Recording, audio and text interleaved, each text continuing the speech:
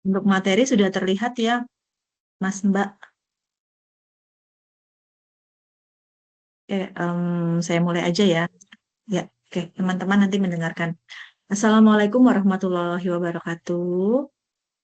Selamat Waalaikumsalam. malam semuanya. Kita berjumpa lagi di pertemuan tatap maya ya untuk mata kuliah algoritma dan pemrograman dengan kode STSI 4102300 ya. Dan eh, ini adalah pertemuan yang kedua ya. Kemarin pertama, sekarang kedua untuk tatap maya. Dan sambil menunggu teman yang lain, eh, di sini kita mulai dulu ya.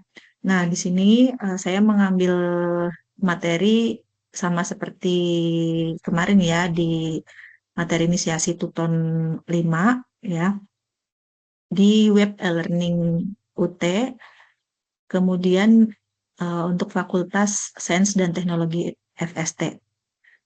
Dan untuk malam ini yang akan kita diskusikan itu ada pengantar Java, kemudian struktur program Java, tipe data dan variabel, kemudian operator Java, perulangan dan pembahasan tugas 2. Nah, ngomong-ngomong terkait tugas 2 dari 20 mahasiswa yang baru upload tugas itu ada sekitar 5. Nah, nanti harapannya setelah materi tatap maya pada malam hari ini, teman-teman sudah bisa mengupload tugas semuanya. Jadi kalau ada revisi nanti bisa direvisi ya, kalau ada kesalahan-kesalahan bisa direvisi dan bisa memperbaiki nilai, memaksimalkan nilai seperti itu. Yang pertama adalah pengantar Java ya. Nah, nanti untuk belajar algoritma ya, yang seperti teman-teman sudah praktek itu dan sudah upload tugas ya. Untuk algoritma itu menggunakan bahasa pemrograman Java ya. Kenapa sih pakai bahasa pemrograman Java? Karena Java begitu diminati ya. Kenapa? Karena tren teknologi yang berkembang ya di setiap tahunnya, kemudian banyak digunakan di perusahaan-perusahaan besar, kemudian efisiensi waktu dan biaya, dan dukungan komunitas yang luas. Nah, penjelasannya sebagai berikut. Jadi, tren teknologi yang berkembang setiap tahun, jadi di sini Java tetap diminati karena fleksibilitas dan ketangguhannya dalam mengikuti tren teknologi terkini. Ya, jadi Java digunakan dalam berbagai aplikasi, mulai dari pengembangan aplikasi Android hingga aplikasi tingkat perusahaan, serta terus beradaptasi dengan teknologi baru seperti komputasi awan dan big data. Ya, jadi Java itu banyak diminati ya. Kemudian di sini Java banyak digunakan di perusahaan-perusahaan yang besar. Jadi Java diminati juga karena digunakan di perusahaan besar ya, di mana Java itu menawarkan berbagai keuntungan ya, di antaranya seperti keamanan, skalabilitas, dan kompatibilitas lintas platform. Nah, Java juga dikenal dengan kemudahan penggunaannya dan memiliki ekosistem yang luas dengan banyak kerangka kerja dan library yang mendukung pengembangan aplikasi tingkat perusahaan. Ya, jadi Java tuh banyak diminati karena perusahaan besar pun juga menggunakannya dengan berbagai macam ini ya keuntungannya seperti itu. Kemudian yang tiga, efisiensi waktu dan biaya. Nah, di sini Java itu diminati karena menawarkan efisiensi waktu dan biaya dalam pengembangan perangkat lunak. Ya, ini disebabkan oleh beberapa faktor seperti kemudahan belajar, ekosistem yang luas dengan library dan framework yang tersedia, serta kemudahan dalam debugging dan deployment. Ya, dan yang keempat, dukungan komunitas yang luas. Nah, di sini kenapa Java sangat diminati? Karena komunitas Java itu sangat besar ya dan aktif ya, yang menyediakan berbagai sumber daya, dukungan dan bantuan bagi pengembang. Komunitas ini juga berperan dalam pengembangan bahasa Java itu sendiri ya, melalui kontribusi, saran dan diskusi tentang fitur-fitur baru dan perbaikan. Jadi Java itu punya komunitas yang besar ya, di mana komunitas tersebut pun ikut mendukung berkembangnya aplikasi Java itu sendiri seperti itu. Kemudian teman-teman juga harus mengetahui ya sejarah adanya Java gitu ya. Itu bagaimana ya sejarah rilisnya Java. Jadi di sini Java itu ada di tahun 1996 ya. Namanya itu JDK beta. Ya, kemudian di sini Java naik lagi menjadi JDK 1.0 di tahun 97 menjadi JDK 1.1 ya. Kemudian di tahun 99 dan seterusnya itu ya di 1900-an itu Java itu berubah menjadi J2SE ya. Kemudian di tahun 2018 Java itu menjadi Java SE 10 ya. Nah, apa sih JDK itu? Dan di sini sudah saya tuliskan juga ya. JDK itu atau JDK pada Java itu merupakan singkatan Java Development Kit ya. Jadi Java Development Kit itu merupakan JDK, singkatan JDK. Nah, JDK ini merupakan kumpulan alat perangkat lunak yang digunakan untuk mengembangkan aplikasi Java. JDK juga berisi alat pengembangan seperti compiler, debugger, dan alat-alat lain yang diperlukan untuk membuat program Java. Ya, itu yang dimaksud dengan JDK. Nah, kemudian tadi di tahun 1990-an ya, JDK menjadi J2SE, yaitu Java 2 Standard Edition. Ya, nah ini merupakan platform inti pemrograman Java yang digunakan untuk mengembangkan aplikasi standar seperti aplikasi desktop atau aplikasi web sederhana. Ya, jadi di tahun 99-an sudah bisa untuk mengembangkan aplikasi desktop dan web sederhana. Ya, kemudian, nah ya di sini ada Java SE. Ya, Java SE adalah singkatan dari Java Standard Edition ya yang ada di tahun 2018 ya. Ini merupakan platform pengembang Java yang paling dasar dan umum yang mencakup semua pustaka dan API yang diperlukan untuk mengembangkan aplikasi desktop, aplikasi web, dan aplikasi yang berjalan di platform Java ya. Jadi semakin ke sini pengembangan Java itu semakin ini ya canggih gitu ya. Kemudian, nah, karena di algoritma ini ya dengan pemrograman Java kita itu dituntut untuk membuat program ya. Jadi teman-teman itu perlu tahu mengenai konsep pemrograman ya. Jadi konsep pemrograman itu di dalamnya itu terstruktur dan OOP. Ya, ada dua, terstruktur dan OOP. Apa itu pemrograman terstruktur? Ya, yaitu pendekatan pemrograman yang fokus pada memecah masalah besar menjadi serangkaian modul atau subprogram yang lebih kecil lagi ya. Jadi masalah yang besar dipecah-pecah ya menjadi masalah-masalah yang lebih kecil ya, subprogram yang lebih kecil ya. Sedangkan OOP ya di sini ini ada OOP ya atau pemrograman berorientasi objek atau object oriented program merupakan paradigma pemrograman yang mengorganisir kode menjadi objek yang memiliki data ya atau atribut dan metode atau fungsi. Nah, di sini OOP mengutamakan konsep objek sebagai unit utama pengembangan perangkat lunak ya. Nanti contohnya kita aplikasikan ketika kita belajar pemrograman Java. Nah, kemudian kita harus tahu juga apa keuntungan atau kelebihan-kelebihan dari pemrograman Java ya. Yang pertama ada multi-platform, library yang lengkap, kemudian mendekati sintaks C++ dan berorientasi objek. Itu kelebihannya. Ya. Kemudian fitur tidak kompatibel dengan beberapa platform OS, itu kelemahannya. Jadi ada kelebihan juga ada kelemahan. Ya. Kelemahannya fitur-fitur pada Java itu tidak kompatibel ya dari beberapa platform OS. Ya. Jadi ini ya tidak bisa masuk ke sembarang OS gitu ya. Mungkin Java itu bisa di Windows tapi belum tentu bisa di Linux seperti itu. Kemudian boros penggunaan memorinya dan mudah didekompilasi seperti itu. Nah, selanjutnya tadi kita sudah belajar kelemahan dan kelebihannya, sudah mengetahui itu. Selanjutnya kita belajar OOP ya. Tadi kan ada konsep pemrograman itu ada terstruktur dan OOP. Nah, sekarang kita ke OOP. Object Oriented Programming ya. Jadi Java itu merupakan bahasa pemrograman berbasis OOP ya. Dengan basisnya ada objek, ada kelas ya, ada inheritance atau pewarisan, ada encapsulation, ada abstraction, ada polymorphism ya. Itu yang ada di dalam Java, ya.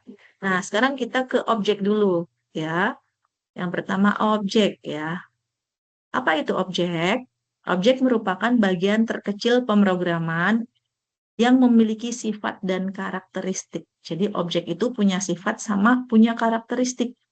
Nah, di sini karakteristik objek, ya, objek itu mempunyai atribut yang dijadikan sebagai status, ya. Jadi objek itu punya atribut, ya. Nah, atributnya itu dijadikan sebagai status, ya. Kemudian atribut atau properti yaitu identitas atau suatu nilai yang dapat ditulis untuk menggambarkan objek itu sendiri, ya. Itu pengertian dari atribut.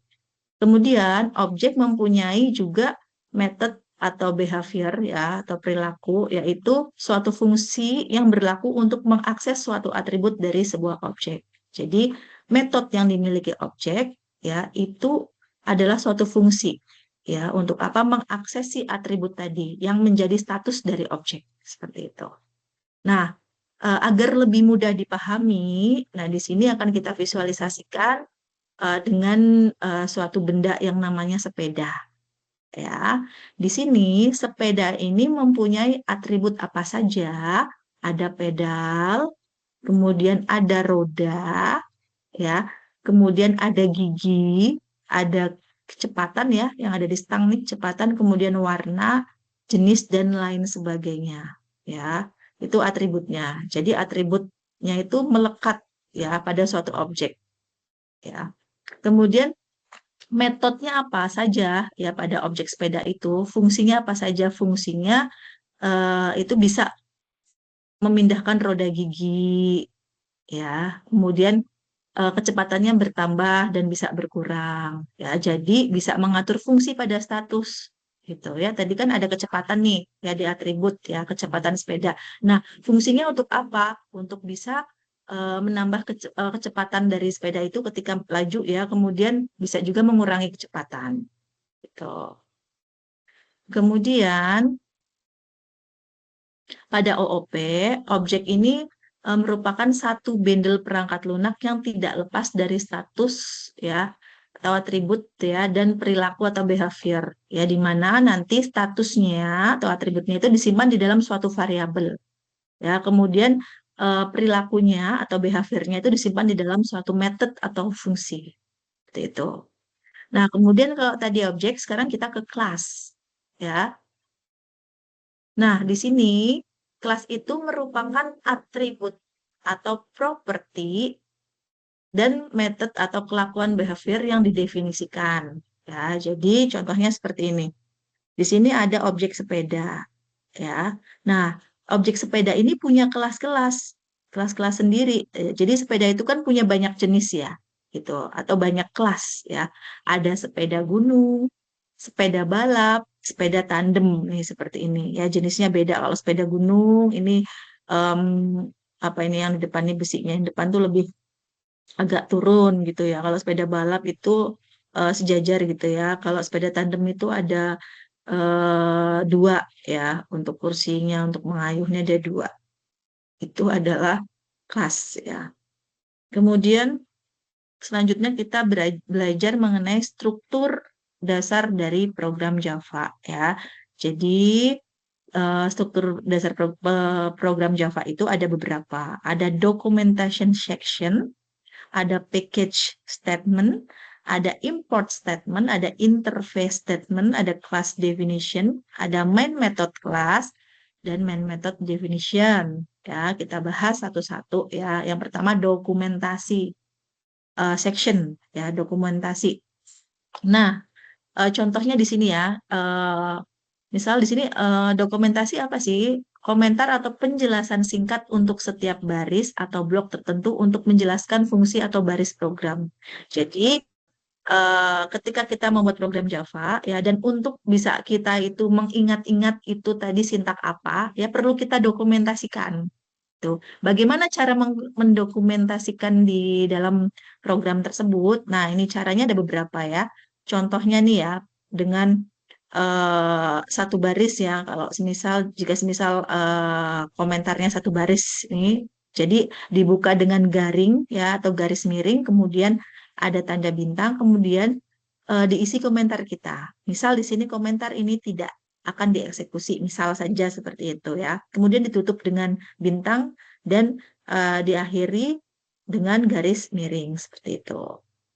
Nah, bagaimana kalau komentarnya itu lebih dari satu ya? Jadi seperti ini contohnya ya. Dibuka dengan garis miring, kemudian ada bintang dua. Nah, ini komentar pertama nih. Nah, komentar ini tidak akan dieksekusi. Kemudian ada lagi komentar di bawahnya, ada bintang dua lagi, termasuk baris ini juga yang tidak akan dieksekusi. Kemudian di bawahnya itu ada bintang dua lagi dan baris ini juga gitu. Dan ditutup dengan garis bintang ya, kemudian garis garis miring. Tuh, itu kalau komentarnya lebih dari satu. Nah, untuk yang ini contoh yang selanjutnya ini juga bisa ya kalau ini jika komentarnya satu satu juga. Kalau yang tadi pakai bintang, nah yang ini cuman double slash ya, double slash kemudian di sini ada catatan untuk dokumentasinya gitu ya. Itu itu perlu ya untuk teman-teman apalagi yang pemula. Jadi untuk bisa mengingat-ingat bahwa yang ditulis atau diketikkan itu adalah coding untuk apa seperti itu untuk kita belajar kembali gitu. Nah, kemudian ada statement package ya. Paket adalah cara untuk mengelola sekelompok kelas. Ya, jadi paket itu mengelolanya bukan kelas lagi, tapi sekelompok kelas. Ya, kemudian interface atau subpaket yang didefinisikan dengan sebuah nama tertentu berdasarkan kesamaan atau kemiripan fungsinya. Nah, syarat membuat package itu ada pendeklarasian dan pemberian nama paket, ya. Kemudian membuat struktur dan nama folder berdasarkan kemiripan fungsi, kemudian kompilasi kelas-kelas sesuai dengan nama paket. Nah, contohnya misal di sini ada package ya rumusnya, kemudian nama paketnya itu apa dan diakhiri titik koma. Itu contoh atau format sintak atau penulisan sintak ya. Nah, misal begini ya statement paket ini seperti ini contohnya. Misal kita contohkan dengan sepeda lagi ya. Sepeda itu kita beri nama paket sepeda ya, di mana paket sepeda ini nanti terdiri dari dua kelas ya. Nah, paket sepeda ya ini merupakan folder paket sepeda ya, di mana folder paket sepeda ini punya dua kelas ya. Ini ada kotak satu, ini kelas pertama, ini kelas kedua. Nah, kelas pertama ini ya, ini ada paket sepeda, isinya adalah ini ya kita lihat codingnya dulu ya untuk sintaknya paket sepeda, bener kan paket sepeda, kemudian titik koma, kemudian public class. Nah, ini kelasnya langsung disebutkan apa kelasnya, berarti sepeda gunung ya, kemudian public void sepeda gunung ya, kemudian kurung buka kurung tutup kurung kurawa, kemudian sistem outprint ya, berarti ditampilkan atau di print atau ditampilkan outputnya ini sepeda gunung, nanti akan muncul ini sepeda gunung. Ini yang kelas pertama. Nah, kelas kedua di sini ada paket sepeda public class ya untuk sepeda santai, public class sepeda santai, kemudian ditampilkan dengan sintaks sistem out printer ya. Di sini ada ini sepeda santai. Ya, itu seperti itu caranya menuliskan paket ya. Nah, di sini ada penjelasan ya. eh di dalam sebentar. Nah, kepencet. Di dalam Java, void itu merupakan sebuah tipe data yang digunakan untuk menyatakan sebuah metode ya atau fungsi dan tidak mengembalikan nilai apapun. Jadi tidak ada nilainya. Void itu berarti format ketika menuliskan Java ya, coding Java ya. Nah, kemudian eh, jika ini kelasnya, bagaimana sih kita bisa memanggil kelas-kelas yang ada di dalam ini ya? Berarti memanggil paket dan kelas-kelas yang ada di dalam paket ini. Nah, nanti kita belajar di slide-slide berikutnya ya. Nah, selanjutnya ada statement import. Apa itu import? Import itu merupakan pernyataan yang digunakan untuk merujuk pada suatu metode atau kelas yang dinyatakan dalam paket atau library lainnya yang digunakan dalam program induk. Nah, untuk formatnya di sini ada import, kemudian from package, ya. Nah, di sini nih kita belajar memanggil kelas tadi ya menggunakan statement import ya. Perlu diperhatikan. Misalnya di sini contohnya melakukan import terhadap paket sepeda ya. Di sini tadi folder paket sepeda yang tadi ya, di mana di dalamnya itu ada dua kelas ya. Nah, bagaimana cara memanggil folder paket sepeda ya? Lihat caranya di atas. Di sini ada import paket sepeda. Ya, kemudian kelas sepeda, public static void main string argument. Nah, ini formatnya ya, gitu. Jadi mengikuti seperti ini. Kemudian tampilkan nih sistem out print jenis sepeda. Kemudian tampilkan lagi titik-titik. Nah, kemudian dipanggil nih paketnya. Bagaimana cara manggilnya nih? Sepeda gunung. Nah, sepeda gunungnya kan dipanggil nih. Ya, kemudian sepeda satu, ya dikasih nama sepeda satu, ya sama dengan new sepeda gunung. Kemudian di sini ada sepeda satu titik sepeda gunung, berarti sepeda satu tuh punyanya sepeda gunung, ya namanya sepeda gunung. Nah, kemudian sepeda santai, ya sepeda santai dipanggil juga nih kelas yang kedua ya sepeda santai dikasih nama sepeda dua, kemudian sama dengan new sepeda santai. Nah baru di sini sepeda dua titik sepeda santai. Jadi di sini di dalam folder ada dua sepeda ya, dua sepeda satu dan sepeda dua. Itu itu cara manggilnya seperti ini. Kemudian kurung kurawa kurung kurawa. Nah di sini di sini nama kelas untuk induk nama sesuai nama kelas ya paket sepeda nama folder ya. Nah ini merupakan sepeda gunung nama dari sepeda gunung ya.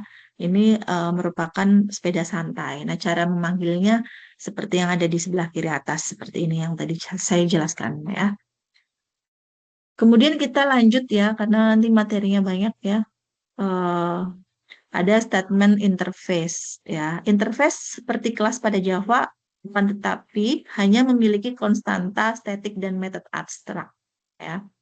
Nah, di sini sintaknya misal ya public interface nama interface. Nah, kita langsung ke contoh. Misalnya di sini public interface namanya adalah sepeda. Ya, tadi contoh memanggil sepeda ya. Kemudian dipanggil lagi ya kelasnya public void sepeda gunung dan public void sepeda santai. Seperti itu untuk statement interface ya. Selanjutnya kita ke kelas ya, merupakan template untuk membuat objek yang mendefinisikan state dan behavior atau perilaku ya. Di sini kita ke contoh aja langsung ya, sintak dari kelas public class ya, kemudian sepeda gunung dipanggil foldernya ya, public void info, kemudian ditampilkan menggunakan sistem outprint. Berarti nanti yang tampil adalah ini sepeda gunung ya. Itu seperti itu. Kemudian selanjutnya kita belajar mengenai tipe data dan variabel. Nah, di sini tipe data itu merupakan klasifikasi data yang mengenalkan kompilator atau penerjemah ya bagaimana programmer bermaksud untuk menggunakan data. Sebagian besar bahasa pemrograman mendukung berbagai macam data. Ya, contohnya ada tipe data real, integer dan bound ya. Nah, di dalam Java ada dua jenis tipe data, ada tipe data primitif dan reference. Ya, jadi ada dua jenis ya, kita bahas satu-satu ya. Karena jika kita membuat program, pasti di situ kita harus menentukan tipe datanya ya dari masing-masing variabel gitu. Tipe data primitif di sini ada beberapa ya. Di sini sudah disebutkan ada boolean, kemudian char, ada byte, short, integer, int itu integer, ada long, ada float, ada double, ya. Nah, dari masing-masing tipe data primitif tadi, di sini ada keterangan jangkauannya, ya, di mana misal nih byte itu dibatasi dari min 128 sampai 127. Short itu dibatasi dari min 32768 sampai 32767. Jadi dan seterusnya di sini, ya. Jadi tergantung kita itu mau menyimpan berapa jumlah angka. Nah, berarti menyesuaikan seperti itu. Nah, sekarang bagaimana penerapan tipe data primitif ketika membuat pemrograman Java ya. Contoh nih, ya di sini juga sudah ada notif-notifnya atau pemberitahuannya ya. Di sini misal nih ada kelas ya, public class tipe boolean ya. Kemudian public static void di sini dideklarasikan ya. Di sini yang dideklarasikan adalah variabel boolean kondisi dan boolean status, di mana kedua variabel ini diberi tipe data boolean ya. Di sini ada deklarasi nih, deklarasi variabel dengan tipe data boolean ya. Kemudian di sini juga ada dua variabel lagi yaitu nilai 1 dan nilai 2, di mana nilai 1 dan nilai 2 ini merupakan variabel dan diberi tipe data int atau integer ya. Nah, di sini kenapa integer? Karena digunakan untuk menampung angka, di mana nilai 1 itu 7 dan nilai 2 itu 10 gitu. Nah, kenapa boolean kondisi 1 dan boolean kondisi dan boolean status itu diberi diberi tipe data boolean ya? Karena nanti akan berisi logika ya, yaitu true dan false. Jadi bukan angka tapi true dan false isinya itu ya, logika. Nah, di sini itu ada kondisi untuk mengisi dan menguji nilai 1 dengan nilai 2 ya, diuji ya, dibandingkan nilai 1 itu 7 dan 10 dibandingkan. Kemudian perbandingan nilai ini ditampung di dalam variabel boolean kondisi ya. Nah, yang dibandingkan adalah apakah 7 di sini lebih besar dari 10 ya. Kemudian di sini boolean status true ya. Kemudian di sini untuk cetaknya biar terlihat output seperti yang di bawah ini ya. Ini tipe data boolean tuh hasil dari ini ya, sistem out tipe data boolean. Pokoknya yang ada sistem out print ln ya. Print ln itu berarti itu untuk mencetak ya atau menampilkan suatu output gitu. Kemudian ini ada titik-titik, di sini juga titik-titik. Nah, di sini nih tampilkan nilai boolean kondisi ya. 7 banding 10 ya adalah false ya, tipe boolean kondisinya karena 7 itu bukan lebih dari 10 gitu ya, isinya false. Nah, kemudian nilai boolean statusnya apakah benar jawaban 7 lebih dari 10 itu sama dengan false? Jawabannya adalah benar ya.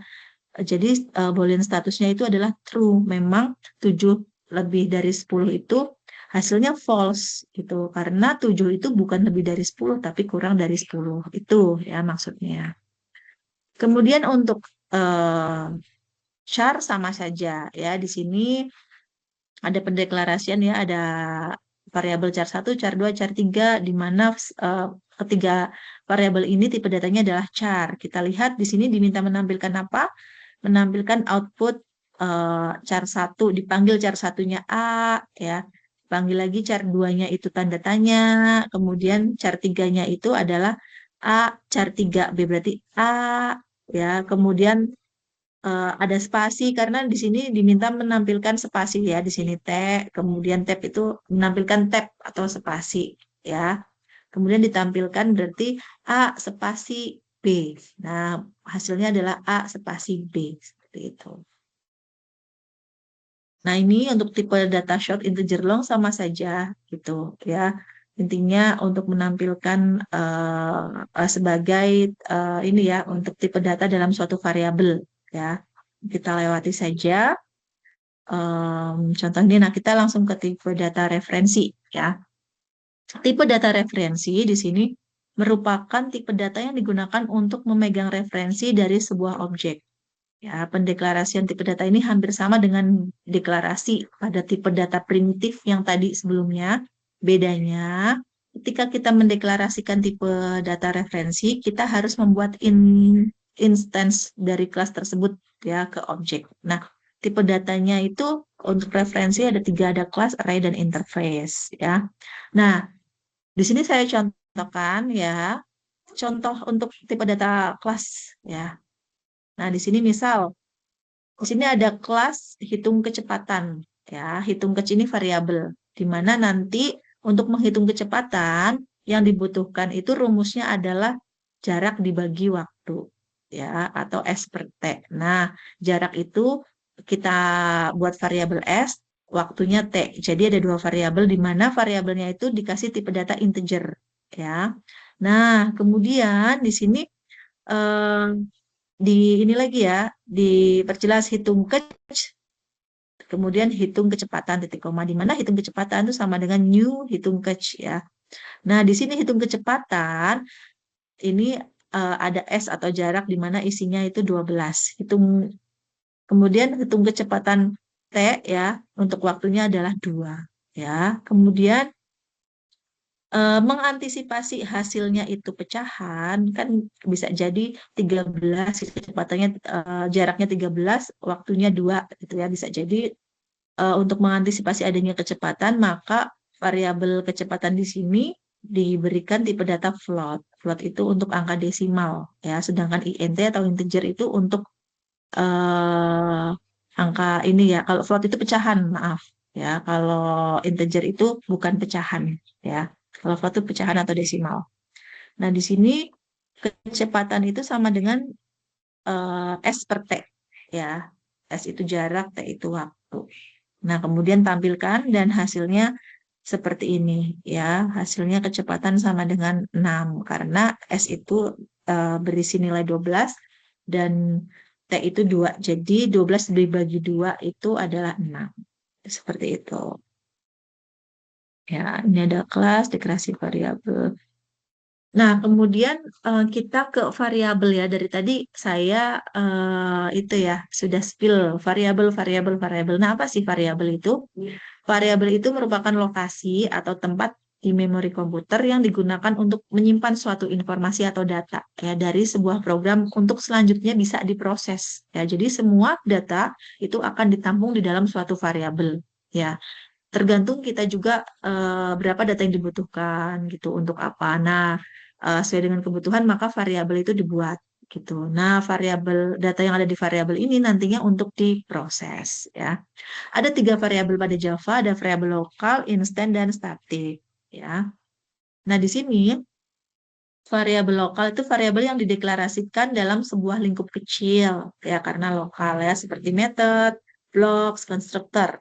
Kemudian ruang lingkupnya kecil juga ya dan hanya bisa diakses dalam ruang lingkup kecil.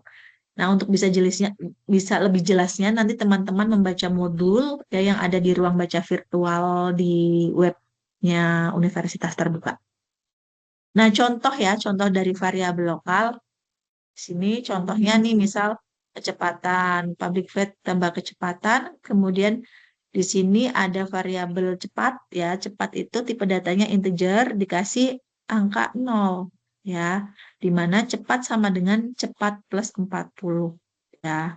Nah, di sini yang ditampilkan apa? Yang ditampilkan adalah nih, penambahan kecepatan sama dengan cepat. Nah, berarti ditampilkan si variabel cepat ini isinya apa? Oh, isi variabel cepat adalah cepat ditambah 40. Berarti jika cepatnya 0, kemudian ada ditambah 40, berarti 0 tambah 40 sama dengan 40. Ya, maka di sini ini akan ditampilkan 40. Ya. Nah, ini variabel lokal cepatnya. Ini metodenya.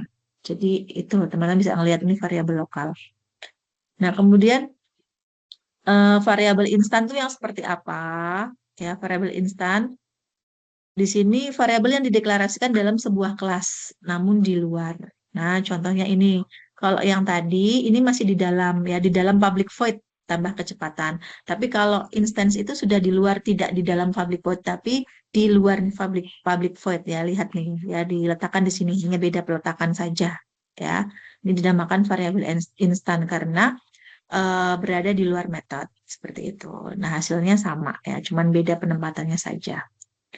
Kemudian variabel statik, di sini variabel yang dideklarasikan dengan keyword statik ya dan dapat diakses langsung tanpa membuat objek dari kelas terlebih dahulu. Ya, contohnya nih. Di sini variabel statik ya jumlah sepeda dengan variabel dengan tipe datanya integer ya. Kemudian nah di sini nih ya diakses bebas oleh metode dan tidak perlu menyebutkan objek lagi. Ya, di sini jenis sepeda, kemudian sepeda gunung ya. Tidak perlu menyebutkan objek lagi. Ini sepeda kayak gitu ya. Sepeda satu itu nggak perlu ya langsung aja ditampilkan sepeda gunung ya. Jumlah sepeda 4. Nah, yang ditampilkan adalah jenis sepeda dan jumlah sepeda. Berarti variabelnya dipanggil, variabel jenis sepeda dipanggil, variabel jumlah sepeda dipanggil. Jadi hasilnya jenis sepeda, titik dua sepeda gunung, jumlah sepeda, titik dua empat, seperti itu. Nah, kita ke operator Java. Tadi sudah belajar variabel, kita ke operator Java, ya. Karena nanti ketika membuat coding, ya, juga pasti ada operator. Ya, apa itu operator? Merupakan simbol yang digunakan untuk memberikan perintah kepada komputer untuk melakukan suatu aksi. Ya, aksinya itu satu atau lebih operan. Ya, dalam matematika, operan adalah objek dari operasi matematika. Nah, di dunia komputer, operan itu merupakan bagian dari instruksi komputer untuk menentukan data yang akan dioperasikan atau dimanipulasi dan dikembangkan dari data itu sendiri. Tuh. Contohnya misal di sini adalah misalnya ekspresi. Ekspresi ya. Ekspresi itu merupakan bentuk yang menghasilkan suatu nilai dalam suatu ekspresi ya. Terdapat operator dan operan. Misalnya nih, ada 10 plus 5. Nah, 10 dan 5 ini disebut dengan operan ya, atau pembanding ya. Kemudian tengahnya ini disebut dengan operator ya.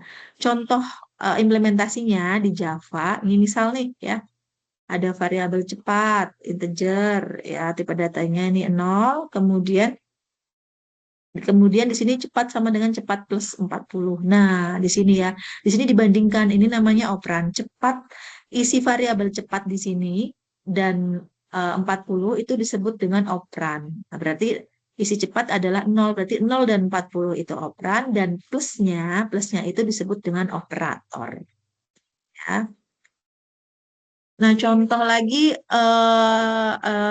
ini ya operator aritmatika, jenis aritmatika yang digunakan untuk melakukan operasi aritmatika sederhana pada tipe data primitif. Contohnya ada perkalian, penambahan, pengurangan, dan modulus. Ya, di sini ada penambahan ya. Penambahan contohnya misal A plus B hasilnya 15.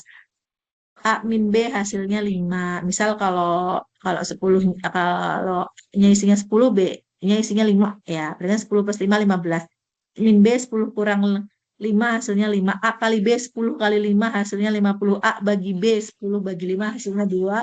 Nah, kemudian modulus. Nah, modulus itu adalah sisa hasil bagi. Ya, misal 10 bagi 5 ya. 10 bagi 5 hasilnya 2. Nah, sisanya berapa? 0. Karena nggak ada sisa habis ya dibagi 5 gitu.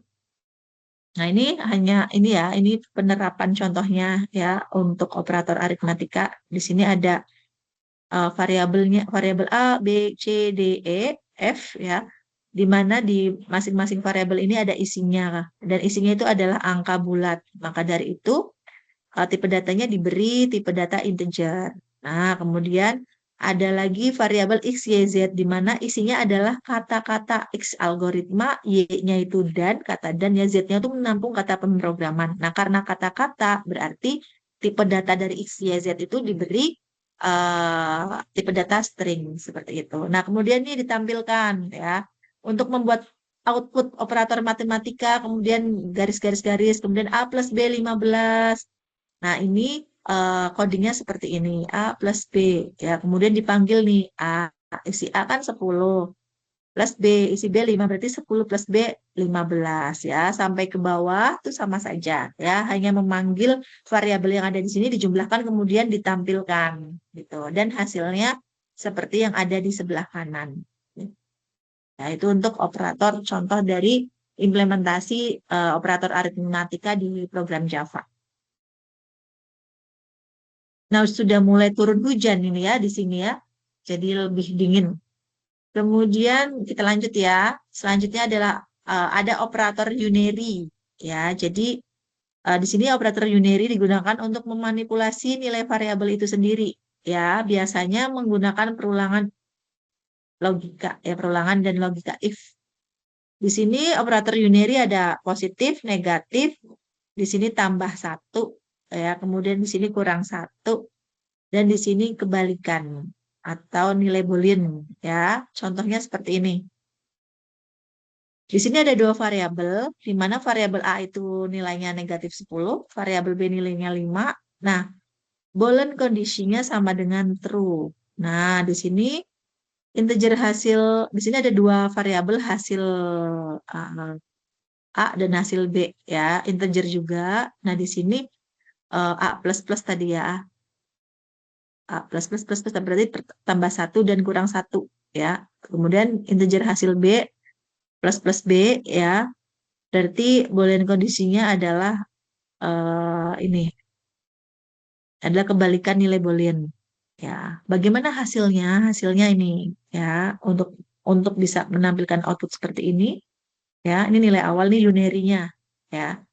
Unary untuk bisa menampilkan output sendiri, output seperti ini, di sini ada codingnya sistem out printen hasil A ya. Kemudian hasilnya ini min 10 ya. Kemudian hasil B berapa? Kemudian ini hasilnya adalah 6 dan kondisinya adalah false atau salah.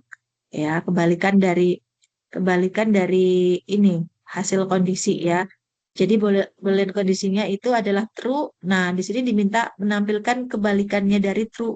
Itu apa? Berarti false. Kemudian ditampilkan. Ya, itu seperti itu untuk uh, implementasi di Java ya untuk Unary. Nah, operator penugasan itu juga teman-teman ada pengisian nilai ya sama dengan, kemudian penambahan dan sama dengan, pengurangan dan sama dengan, kemudian sama dengan dan perkalian, pembagian dan sama dengan, kemudian sisa hasil bagi. Dan ini sama ya. Pada intinya penerapannya sama, hanya saja nanti disesuaikan. Kalau penambahan berarti kan bertambah kayak gitu ya. Hanya sama seperti tadi. Kita ini aja. Nah, kita ke operator logika ya. Sekarang operator logika itu ada and dan atau. Logika tuh adanya cuma and atau ya. Di mana nanti di dalam operator logika tuh hanya ada nilai true dan false ya. Kemudian operatornya itu ada and ya dan atau ya, logika and. Nah, di sini contohnya misal di sini untuk logika n berarti n semua nilai duanya itu misalnya true false hasilnya true true true. Nah, bagaimana cara membacanya seperti ini? Jika nilai satu true ya, kemudian operatornya n, kemudian nilai duanya true, jika true bertemu true hasilnya true untuk logika n. Jika true bertemu false hasilnya false, jika false bertemu true hasilnya false, false dengan false ya hasilnya false. Itu untuk logika n ya. Nah, penerapannya sama ya seperti tadi gitu. Kita membuat variabel ya, kemudian diberikan tipe data. Di sini ada isi dari variabelnya. Kemudian di sini ada perbandingan logikanya. Misal di sini ada JKMN, ini adalah variabelnya. Boolean ini adalah tipe data Boolean yang tadi ya untuk logika ya. Kemudian di sini kita lihat ya, A itu 10 ya, ini operannya. B itu 20. 10 lebih dari 20. 10, apakah 10 lebih dari 20? Berarti kan salah isinya. Nah, kemudian ketemu dengan operator logika N, berarti salah, kemudian N. Nah, ini A kurang dari C. A itu 10 kurang 10, apakah 10 kurang dari 15? Ya, 10 iya kurang dari 15 berarti ya salah false ketemu true ya. Ya, di sini ada N, maka hasilnya false. Nah, ditampilkan di sini outputnya hasilnya false ya. Kemudian lagi K ya, untuk variabel K. A kurang dari B, berarti apakah 10 kurang dari B, 10 itu tidak kurang dari B, berarti salah lagi ya. Kemudian di sini logika N. A kurang dari C, apakah 10 kurang dari 15? Iya, berarti ketemu lagi salah kurangi salah logikanya N ya.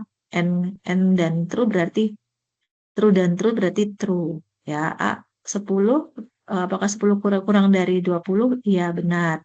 Apakah 10 kurang dari 15? Iya benar. Berarti isinya true sama true. True ketemu true hasilnya true ya. Kemudian yang M ya, di sini A lebih besar dari B. 10 lebih besar dari 20, berarti salah. Ya, kemudian atau A kurang dari C. 10 apakah kurang dari C? 10 kurang dari 15, ya. Berarti hasilnya itu iya. Nah, berarti di sini adalah true, ya. Berarti true sama true hasilnya true. Seperti itu ya untuk operator logikanya ini. Kemudian ini untuk menampilkan outputnya dan ini hasilnya. Kemudian, nah ini operator ternary ya, operator jenis jenis operator tuh ada operator ternary juga. Nah di sini operator versi singkat dari pernyataan if else yang seharusnya itu dijabarkan panjang if, kemudian statement, then statement, kemudian else statement gitu. Nah dengan adanya operator ternary, simbolnya itu hanya menggunakan tanda tanya jadi lebih ini lagi ya lebih singkat lagi ya. Di sini contohnya contoh penerapannya. Misal integer A sama dengan 10, kemudian string B ya. B sama dengan A kurang dari 10, 10 kurang dari 10 ya. Maka dari itu jika jika ini benar maka A kurang dari 10, maka jika bukan itu maka A lebih dari 10. Nah, karena jawabannya bukan berarti A lebih dari 10. Ya, yang tampil seperti itu. Nah, ini contoh penerapan operator ternary. Jadi hanya dikasih tanda tanya aja. Ya, itu sudah mewakili if then else. Selanjutnya ini yang terakhir nih, perulangan ya. Nah, pengertian dari perulangan itu, jadi dalam bahasa pemrograman adalah fitur yang memfasilitasi eksekusi instruksi atau fungsi yang berulang-ulang selama kondisi tertentu. Ya, di sini ada perulangan itu ada perulangan while. Nah, cara kerja perulangan ini seperti percabangan dan akan melakukan kondisi perulangan selama kondisinya itu bernilai true atau benar. Ya, contohnya ini while ya, kemudian kondisi ya. Jika true ya di sini dia akan mengerjakan atau blok pertanyaan yang ada di sini dan seterusnya ya, dia akan balik lagi mengulangi lagi membaca lagi kondisi jika benar maka akan memblok pertanyaan ini, kemudian lihat garisnya akan kembali lagi berulang-ulang ya sampai ketemu salah. Jika salah maka berhenti. Seperti itu. Ya, itu logikanya. Nah, contohnya ini ya perulangan while. Misal di sini ada integer, ada variabel i, ya di mana variabel i isinya adalah 0, ya. While 0 kurang dari 5, ya. Kemudian tampilkan i. Nah, berarti di sini ada i plus plus, berarti i-nya itu bertambah, ya. Mulai dari 0, kemudian bertambah lagi, yang kedua adalah 1, ya. Mengulang lagi, yang ketiga adalah 2, yang keempat adalah 3, dan yang kelima adalah 4. Nah, di sini ya, kurang dari, jika jumlahnya itu sudah kurang dari 5, maka dia berhenti ya. Dan yang akan ditampilkan adalah 0 sampai 4 seperti itu. Ya. Ini perulangan while ya. Untuk penulisan perulangan while menggunakan i kemudian plus plus. Ini outputnya. Kemudian kalau for, ya jika for ini membutuhkan inisialisasi kondisi dan penambahan atau pengurangan dalam satu baris. Ya, contohnya kita langsung ke implementasinya aja. Nah, sebenarnya sama sih sama while ya, cuman di sini perulangan itu kita itu diminta untuk tidak hanya mengetahui satu aja while saja, tapi perulangan itu juga bisa menggunakan fungsi for. Tuh ya. Di sini I sama dengan 0 ya, di mana dikasih tipe data integer, kemudian I kurang dari 5 dan bertambah. Jadi kayak tadi ya, dia akan berulang terus sampai kurang dari 5, dimulai dari angka 0. Nah, berarti hasilnya itu adalah sama seperti tadi ya, 0, 1 sampai 4, cuman berbeda untuk cara penulisan sintaknya aja. Nah, jika perulangan dual, ya kalau dual itu di sini ini ya, ada kondisi kayak tadi yang saya bilang ya, dia memblok pertanyaan seperti itu terus ya. Jika true, dia akan muter-muter berulang-ulang, tapi kalau sudah ketemu kondisi salah, false, maka dia berhenti. Ya, contohnya seperti ini. Ya, untuk dual sebenarnya outputnya sama, cuman Di sini bagaimana cara menuliskan sintaknya. Ya, di sini ada i-nya itu sama dengan 0, ini integer, kemudian do, while, ya dibuka dengan do, kurung buka kurawal, kemudian di print i-nya berarti i ke 0, kemudian ditambah lagi, kemudian di sini while i kurang dari 5, ya.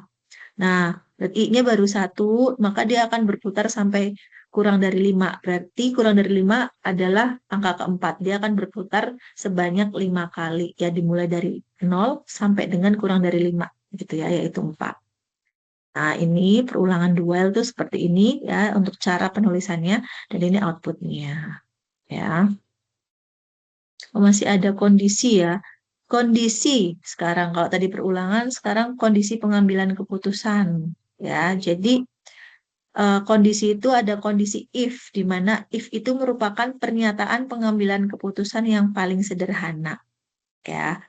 Nah, ini adalah gambar dari flowchart-nya.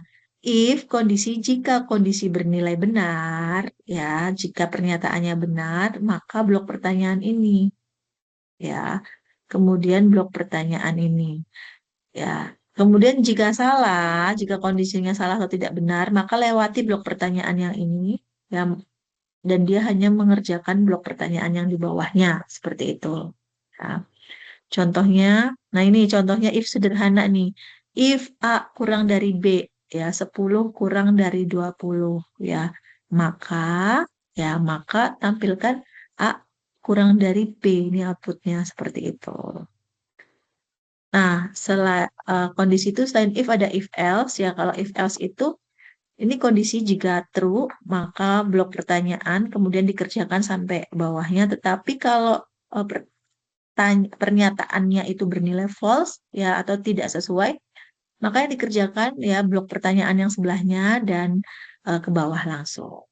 Nah, contohnya ya di sini ada if ya, jika A kurang dari B ya, jika 20 kurang 20, maka di sini adalah print yang akan di print adalah A kurang dari B. Tapi pada kenyataannya 20 itu bukan kurang dari 20, tapi sama dengan, karena tidak sesuai statement, ya, tidak sesuai ini operan ini dan operator ini tidak sesuai, maka yang dikerjakan adalah, yang ditampilkan adalah yang di bawahnya, yaitu A lebih besar sama dengan B. Nah, ini outputnya seperti ini. Ya. Sekarang kondisi if else ya, jadi bersarang seperti itu. Ya, kalau tadi ada if, ya, ada if else, sekarang if else di dalam if else. Ya, pernyataan pengambilan keputusan yang digunakan jika terdapat banyak alternatif gitu. Ya, di sini if kondisi, jika kondisinya benar, maka blok pertanyaan ini kemudian lari ke sini. Kita lihat garis penghubungnya ya. Jika salah, maka dibaca lagi apakah kondisi 2, jika benar blok pertanyaan, jika salah dibaca lagi sampai seterusnya. Jadi ini disebut dengan kondisi bersarang. Ada if else di dalam if else seperti itu. Nah, contohnya seperti ini ya. If waktu, ya waktu ini variabel. Jika waktu kurang dari 10, nah 22 kurang dari 10 ya. Kita lihat ya. Nah, di sini apakah dua-dua kurang dari 10 ya. Jika iya, maka yang di print pagi ternyata dua-dua itu nggak kurang dari 10 ya. Di sini berarti dilihat lagi as if waktu kurang dari 20, oh tidak juga, dua-dua juga tidak kurang dari 20 ya. Dua-dua itu lebih dari 20. Oh, ternyata bukan siang juga. Kemudian dilihat nih else-nya. Berarti kalau tidak pagi, tidak siang ya berarti jawabannya malam. Akhirnya outputnya adalah malam. Gitu ya logikanya. Kemudian ada kondisi switch case. Ya, kondisi switch case itu sama ya, sama seperti if else di dalam if else, cuman pakainya itu switch sama case ya, bukan if dan else ya. Contohnya di sini ada case. Kalau tadi pakai if else ya, eh, jika ini menggunakan switch case ya. Sebenarnya fungsinya sama, cuman beda ini aja, beda penamaan codingnya aja. Nah, di sini switch angka-angkanya itu apa variabel yang ada di sini, ya. Jika angka misalnya case 1, maka di sini jika jika angkanya adalah 1, maka dicetak angka 1. Jika angkanya 2, maka cetak angka 2. Jika angkanya 3, maka cetak angka 3. Nah, di sini angkanya adalah 1. Kok bisa tahu 1? Karena di sini sudah ada nih variabelnya ya, angka, kemudian kemudian isinya adalah nilai 1 dan tipe datanya integer. Berarti case pertama itu terpenuhi gitu ya. Case-nya itu adalah memang benar angkanya itu isi dari variabel angka adalah 1, maka akan yang muncul di output adalah angka 1 seperti itu. Ya, yang muncul adalah ini karena angkanya bernilai 1 ya. Kalau di sini diganti 2, ya diganti 2 berarti yang case 1 tuh akan terlewati dan yang terbaca adalah case 2 karena nilainya 2, maka akan muncul angka 2 seperti itu logikanya. Nah, sampai materinya sampai sini ya. Kayaknya panjang banget itu ya saya menjelaskan ya. Semoga yang hadir ya, walaupun cuma 2, sebentar saya izin screenshot dulu. Walaupun cuma 2, ya nggak apa-apa. Ya, nanti teman-teman yang tidak hadir bisa melihat itu ya videonya. Oke, udah saya screenshot. Nah, sekarang kita ke ini ya, ke pembahasan tugas 2. Jadi, teman-teman itu diminta ya untuk mengerjakan tugas 2 ya, dan UT itu menginstruksikan ya kepada seluruh tutor ya untuk mengarahkan mahasiswanya membuat tugas 2 dengan menggunakan video gitu, di mana di dalam video itu terdapat atau terlihat bagaimana kalian bisa mempraktekannya dan juga diberikan narasi-narasi penjelasannya seperti itu ya. Tapi ada juga yang belum ya, dan yang belum pastinya akan saya berikan waktu untuk merevisi gitu dan menambahkan video untuk mendapatkan nilai maksimal ya. Nah, tugas duanya sebenarnya soalnya sama seperti tugas yang 1 kemarin, cuman instruksinya itu kalau kemarin itu bikin flowchart, bikin dokotnya lah ya, sedangkan di tugas 2 teman-teman diminta untuk membuat ininya ya, codingnya ya. Nah, menggunakan Java. Di sini tugas 2 itu buat program sederhana menggunakan operator statement if. Nah, operatornya itu sudah ditentukan ya, menggunakan statement if, bukan switch case, tapi statement if. Ya, dengan kasus berikut. Ada juga yang mengerjakannya bukan statement if, walaupun benar, tapi tidak sesuai dengan instruksi. Ya, untuk kasus gaji golongan ya sama. Jika golongannya A maka 5 juta, B 6,5 juta, C 9,5 juta. Nah, karyawan pun punya jam lembur ya. Jika 1 jam maka 30% dari gaji pokok, 2 jam 32% dari gaji pokok, 3 jam 34%, 4 jam 36%. Sedangkan lebih dari sama dengan 5, maka gaji pokoknya itu, gaji lemburnya 38% dari gaji pokok. Nah, inputannya adalah golongan dan jam lembur. Jadi kalau sudah diketahui golongannya sama jam lemburnya, maka sudah tentunya sudah bisa diketahui juga ya yang dihasilkan ya, penghasilan bersihnya itu berapa. Nah, di sini diminta ya teman-teman itu bisa memasukkan golongan misal A ya. Kemudian jam lemburnya 2. Nah, kemudian akan muncul output golongan karyawan itu A ya. Kemudian penghasilan pokoknya 5 juta ya, karena A itu untuk penghasilan pokoknya 5 juta. Dan lemburnya itu 2 jam. 2 jam dikalikan berapa persen tadi ya di sini. 2 jam berarti 32% dari gaji pokok. Maka dari itu hasilnya mendapat tambahan 1,600,000. Maka jumlah penghasilan bersihnya adalah akumulasi ya dari gaji pokok dan gaji lembur, yaitu 6,6 juta ya. Ini kalau teman-teman nginputin gaji pokoknya itu golongannya A dan jumlah lemburnya 2 jam. Tetapi jika menginputkan lain dari yang ini berarti nanti hasilnya lain juga ya. Ini otomatis seperti itu. Nah, bagaimana sih membuat codingnya di Java itu seperti ini. Ya, di sini ada formatnya ya, di mana kelasnya adalah gaji karyawan. Kemudian di sini ada eh, variabel gaji pokok, tipe datanya integer, variabel gaji lembur, tipe datanya double. Kemudian ada input golongan yang tadi ya, meminta user untuk memasukkan golongan apa di sini, masukkan golongan karyawan. Nah, diminta menginput A, B atau C ya. Dan di sini golongannya itu diberi tipe data char ya. Di sini ada input next, tab arcas dan chart add. Nah, di sini untuk mengantisipasi apabila user menginput huruf bukan kapital berarti nanti secara otomatis akan dibaca kapital, kemudian em, kemudian nanti apabila menginputkannya lebih bukan A, B, C, maka akan ini ya tidak di ini ya tidak ditanggapi seperti itu. Sebentar ya iklan dulu ya.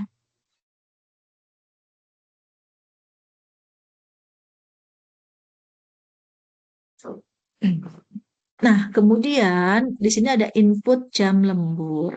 Ya, input jam lembur di sini tadi seperti output yang tadi di atas, teman-teman diminta untuk masukkan jam lembur.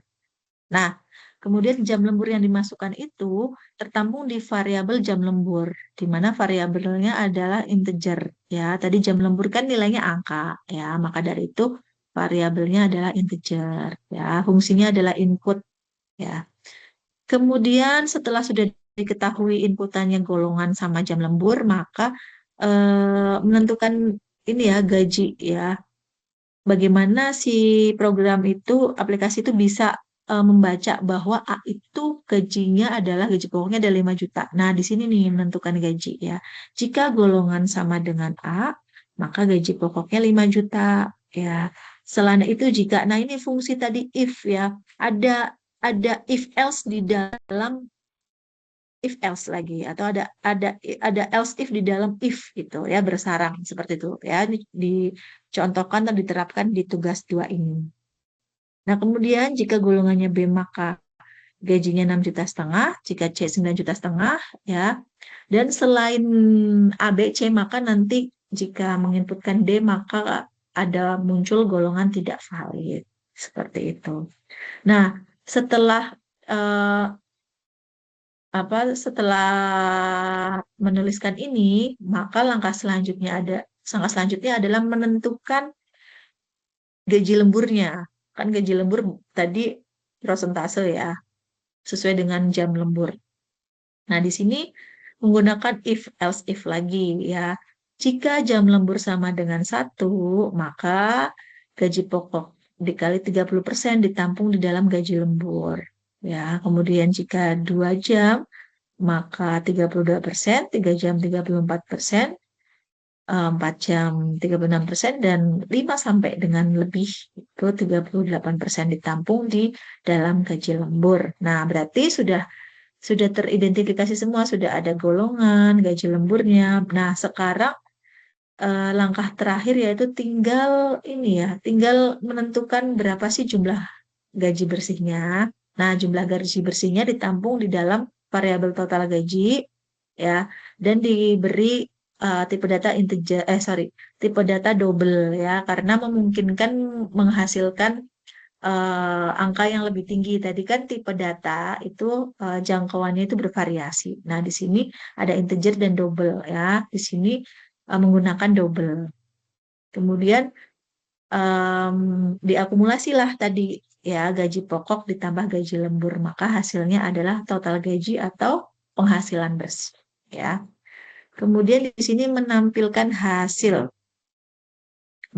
hasilnya ya. Nanti yang ditampilkan adalah rincian gaji, kemudian golongan karyawan, kemudian penghasilan pokoknya berapa, penghasilan lemburnya berapa, kemudian total gajinya berapa sama seperti yang tadi, yang ini nih ya, yang tadi saya sampaikan seperti itu ya. Jadi eh, saya rasa cukup mudah ya, teman-teman bisa mengerjakan ini semua dan harapan saya nanti setelah materi ini teman-teman bisa mengumpulkan atau upload tugas sesuai dengan batas waktu karena kalau nggak salah itu tugas sebentar lagi ini ya, ada deadline gitu. Jadi kalau sudah masuk deadline, sudah lewat dari deadline, maka teman-teman tidak bisa upload lagi. Dan saya juga tidak bisa memberikan nilai ya, karena sudah lewat dari batas waktu. Sampai sini bagaimana? Oh, ternyata 4 orang yang hadir ya. Saya ini dulu screenshot. Mbak Ayunda ada? Ada Bu, Iya, sudah mengerjakan belum Mbak Ayunda? lagi proses Bu. Oh, lagi proses ya. Berarti nanti setelah ini em, segera diupload ya Mbak ya. Jangan sampai Ya, lebih dari deadline ya. Nanti ya kalau Bu. lebih nggak dapat nilai. Saya lupa siapa-siapanya ya, karena saya mengajar itu lebih dari satu kelas. Cuman yang saya ingat itu jumlahnya aja. Tadi pagi saya melihat sistem, saya masuk ke sistem ternyata belum ada yang mengerjakan lagi gitu. Nah, besok pagi mungkin saya cek lagi. Kemudian Mas Muhammad Abdul Hadi, ada tidak?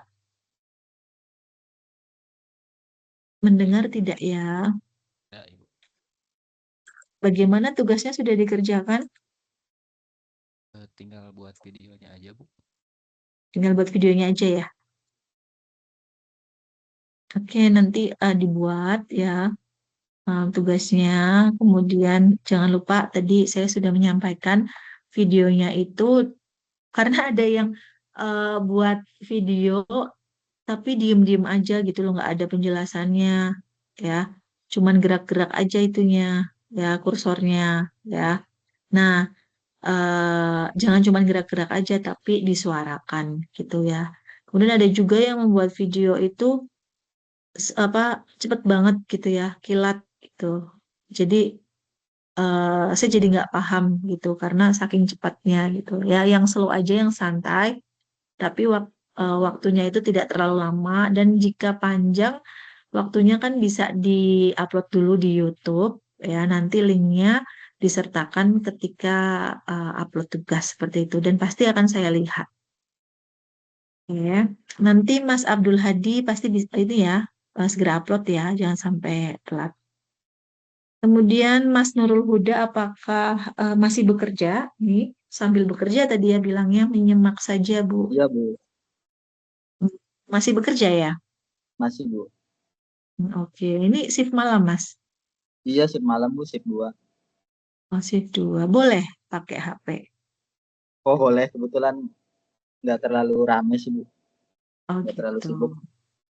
Ya, syukur ya kalau memang fleksibel pekerjaannya. Jadi, saya juga punya ngajar ya di kampus di sini ya. Dan biasanya ada juga perusahaan yang tidak memperbolehkan membawa HP gitu. Tapi kalau teman-teman masih boleh ya, alhamdulillah gitu ya. Tugasnya sudah Mas NH Nurul Huda, Sudah Bu, sudah ya. sudah. Dapat apa dari saya? Dapat nilai Nilainya berapa? Iya, 100 nilainya Bu. berapa? Oh, 100. Berarti sempurna. Ada videonya ya. Ya, pasti kalau sempurna. Ya nggak ya bukan sempurna yang gimana banget ya, maksudnya dalam artian ada videonya dan videonya tersebut memang menurut saya bisa saya dengar dan bisa saya lihat ya pasti saya kasih 100, tapi kadang saya berbaik hati walaupun tidak ada penjelasannya saya kasih 100 juga gitu ya. Yang penting ada effort atau niat dari teman-teman untuk bisa mengerjakan sesuai dengan instruksi ya, itu apa, itu minimal lah dari saya 100 nggak apa. Ma- Kemarin Kayaknya kayaknya video saya juga kepanjangan ya Bu. yang tugas 1 ya. Bukan yang tugas 2. Oh, yang tugas ini ya, tapi kayaknya diupload di YouTube ya Mas ya, bukan di aplikasi ya. Di DigiDrive Bu. Ya, oh di G-Drive. Iya, boleh sih kalau di G-Drive boleh. Nanti linknya ditaruh di aplikasi ya. Karena biasanya link yang dari UT itu tidak bisa, kadang error kalau terlalu panjang dibatasi gitu ya. Jadi kalau yang panjang boleh diupload YouTube atau disimpan di G-Drive, nanti linknya disertakan. Ya diakali seperti itu. Ya. Kayaknya yang lain belum hadir ya, nanti bisa melihat video di AB10 ya untuk bisa menyimak. Ada pertanyaan dari teman-teman? Belum ada? Untuk tugas berikutnya apa video lagi, Bu? Iya, jadi gini Mas. Jadi untuk mata kuliah yang praktik ini kan algoritma itu termasuk mata kuliah berpraktik ya. Jadi setiap tugas-tugasnya itu dibuat dengan video. Nanti tugas 3 pun sama dengan video, cuman beda beda pertanyaan gitu ya. Beda lagi kalau mata kuliahnya itu bukan praktik ya, misal sistem berkas. Nah, itu tidak menggunakan video ya, tidak menggunakan video. Hanya ada apa diskusi kelas aja deh dan itu dapat nilai seperti itu. Jadi tetap Mas, nggak apa-apa kan? Jadi saya mudah menilai, tuh ya. Nggak apa-apa. Ya, oke, oke. Nggak ada pertanyaan lagi?